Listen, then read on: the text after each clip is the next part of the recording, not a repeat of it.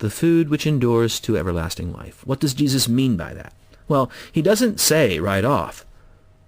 But to avail themselves of that food, he tells the people they must believe in him whom God has sent to them. Of course, he is referring to himself. We hear the people's response in verses 30 and 31. We read, "Therefore they said to him, 'What sign will you perform then, that we may see it and believe you? What work will you do? Our fathers ate the manna in the desert. As it is written, he gave them bread from heaven to eat.'"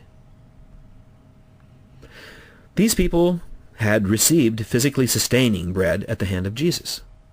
Their ancestors had been preserved by life-nourishing manna from heaven. The bread on their minds is clearly that which sustains the flesh. And just as a note, I find it interesting in light of our discussion here how those who question Christ present him a proof text to justify their longing for temporal bread. As it is written, how easy and common it is to use the scriptures to miss the point that Christ is trying to make in them. Well, anyway, what is that point? Jesus begins to enlighten them. "Most assuredly, I say to you, Moses did not give you the bread from heaven, but my Father gives you the true bread from heaven. For the bread of God is he who comes down from heaven and gives life to the world." That's John 6, verses 32 and 33. The people raise a hearty reply, "Lord, give us this bread always." But it's clear that they didn't really hear the last bit, where Jesus says, "The bread of God is he who comes down from heaven."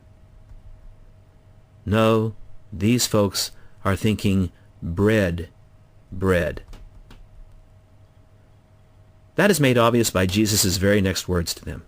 He says, "I am the bread of life. He who comes to me shall never hunger, and he who believes in me shall never thirst. But I said to you that you have seen me, and yet do not believe. All that the Father gives me will come to me, and the one who comes to me I will by no means cast out. For I have come down from heaven, not to do my own will, but the will of him who sent me."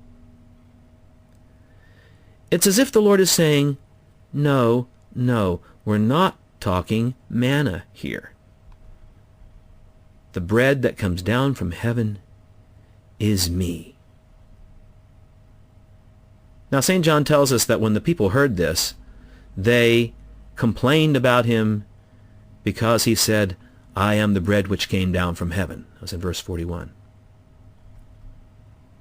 Their first concern is the "came down from heaven" part. They whisper among themselves, "Is not this Jesus, the son of Joseph, whose father and mother we know? How is it then that he says, 'I have come down from heaven'?" That's verse 42.